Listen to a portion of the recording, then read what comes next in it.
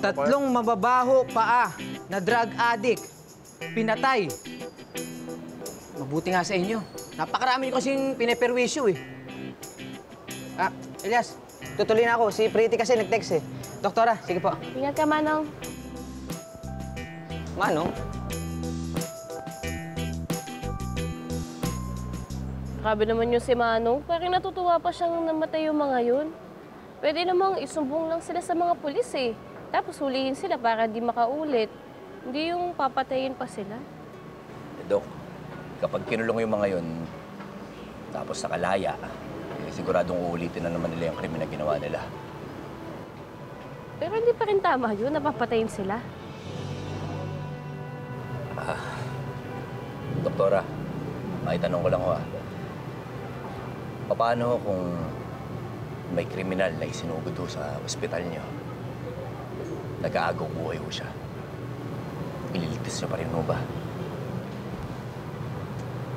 Elias, sworn duty ko bilang isang doktor na magligtas ng mga buhay.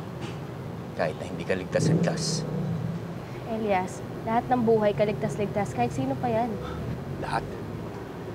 Kahit ho yung masama ang budhi. Oo naman. Kahit na yung taong pumatay sa pamilya mo. Pumatay sa mag-ina mo. O di kaya sa tatay at nanay mo. Ibig niyo ba sabihin doon ang sinasabi niyo sa akin ngayon? Kung sakaling ilapag sa harapan mo yung taong pumatay sa magulang mo, gagamutin mo pa rin.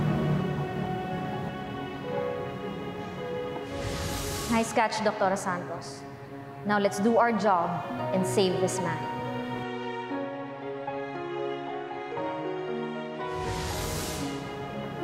Elias, yung hold-upper na pumatay sa ninong ko, inoperahan ko at nabuhay siya.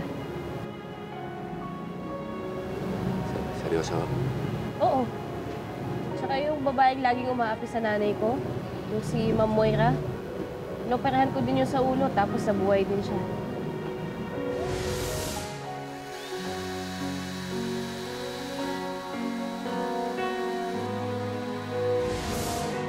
Kasi yung trabaho ko eh. Doktor ako. Ang duty ko is magligtas ng mga buhay. Kahit sino pa yan, kahit gano'n sila kasama. Kaya ako, hindi ako bilib dyan sa mga vigilante heroes na yan. Bakit naman, Dok? Parehas lang naman kayo ng ginagawa. Parehas? Paano? Hindi ho ba parehas lang naman kayo nagliligtas ng buhay? Hindi ligtas ng buhay. Yung mga vigilante heroes, pinipili lang nila kung sino yung ililigtas nila. At pumapatay pa rin sila. Kami mga doktor, kahit sino nililigtas namin. Tama ho kayo, Dok. Pumapatay nga sila. Pero pinapatay nila yung mga taong masasama. Para naman rin ho yun sa ikabubutin na kararami. Pero mali pa rin yun. Pumapatay pa rin sila. Para ho sa inyo, Dok. Siguro. Para ho sa mga taong nakakaangat sa buhay. Pero para ho sa aming mga mahihirap, Dok, hindi ho. Kasi iba ho ang batas ng lansangan. Dahil hindi pwedeng tatahi-tahimik lang, Dok, eh. Dahil pag tatahi-tahimik ka, siguradong kakantingin ka nila. At hindi rin ho lahat ng tao, Dok, na dadaan sa dasal. Dahil pagka nakahanap ho sila ng tiyempo, siguradong papatayin ka nila.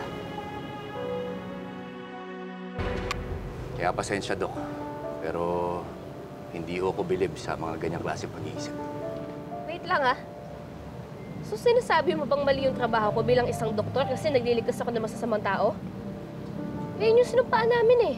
Primum non nocere. First, do no harm. Teka, Dok. Pasensya na ho, Dok. Huwag naman kayo magalit sa akin. Nag-uusap lang naman tayo, eh. Hindi naman ako galit sa'yo, eh. Kukuha lang akong tubig.